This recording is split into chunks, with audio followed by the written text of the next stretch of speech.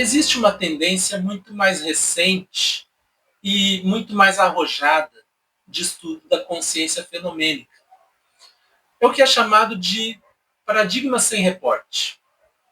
Estudos em que a pessoa não faz nenhum tipo de reporte.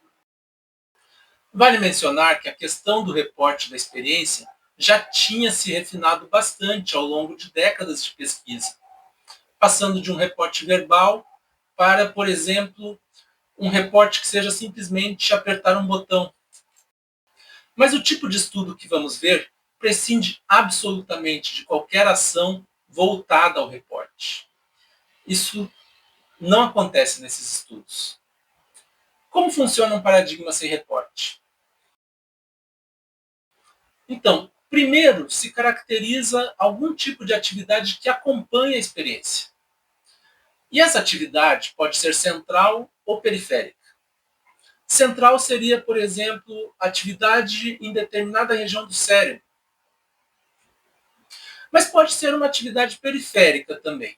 Por exemplo, alguma alteração em um órgão sensorial, como os movimentos oculares. Exatamente isso que vem no nosso exemplo, que envolve a rivalidade binocular, que é um tipo de paradigma que floresceu bastante na época das pesquisas de Francis Crick, nos anos 90, daquela primeira onda de estudos de correlatos neurais da consciência. Na rivalidade binocular, estímulos diferentes são apresentados para o olho esquerdo e para o olho direito. Nesse tipo de situação, que a pessoa é exposta a estímulos completamente diferentes para cada um dos olhos, a experiência subjetiva que a pessoa tem dessas imagens é uma experiência que, na maior parte do tempo, se alterna entre um estímulo e o outro. Num momento predomina a imagem mostrada a um olho, no momento seguinte, a mostrada ao outro olho. Neste estudo de rivalidade binocular, os estímulos eram faixas verticais que se moviam. As do olho esquerdo eram faixas verticais verdes, que se moviam para o lado esquerdo. Para o olho direito, faixas vermelhas se movendo para o lado direito. O comportamento ocular foi caracterizado nessa situação. O que acontece? Quando a pessoa está tendo a experiência subjetiva de perceber a imagem do lado esquerdo, o olho se move lentamente para a esquerda, acompanhando as faixas. Ele acompanha e volta rapidamente. Acompanha e volta. Acompanha e volta. Ele tem determinado comportamento em termos de deslocamento horizontal, que é um comportamento claramente diferente de quando a pessoa percebe a imagem do lado direito.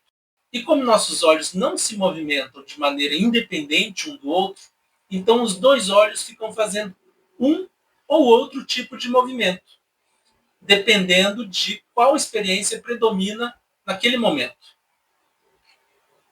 São comportamentos oculares diferentes que, sem nenhum reporte, apenas com o registro da atividade do órgão sensorial, tornam possível ter um dado objetivo associado à experiência que a pessoa está tendo naquele momento. Um estudo como esse permitiu a associação entre experiência subjetiva e atividade de regiões cerebrais. Isso numa situação com reporte e numa situação sem reporte. Na situação com reporte, a pessoa apenas tinha que pressionar o botão da direita ou da esquerda, em relação à experiência que estava tendo naquele momento. Em termos de correlato neural da experiência, quando havia o reporte, a pessoa tinha atividade no lobo occipital, no lobo parietal, no córtex órbito-frontal inferior e também no córtex pré-frontal dorsolateral. Já na situação sem reporte, podemos ver que tem ativação mais ou menos coincidente no que diz respeito ao lobo occipital, ao lobo parietal, ao córtex órbito-frontal inferior, mas não tem a mesma atividade no córtex pré-frontal dorsolateral. o que vem a sugerir que a atividade nessa região tem mais a ver com a integração nervosa envolvida no reporte do que propriamente com a experiência. Afinal, na situação sem reporte, também havia experiência de uma ou outra imagem, mas não tinha essa atividade no córtex pré-frontal dorso-lateral. O paradigma com reporte coloca o córtex pré-frontal dorso-lateral entre os correlatos neurais da consciência. Já o sem reporte sugere que não. E claro que isso tem implicações em teorias sobre as bases neurais da consciência.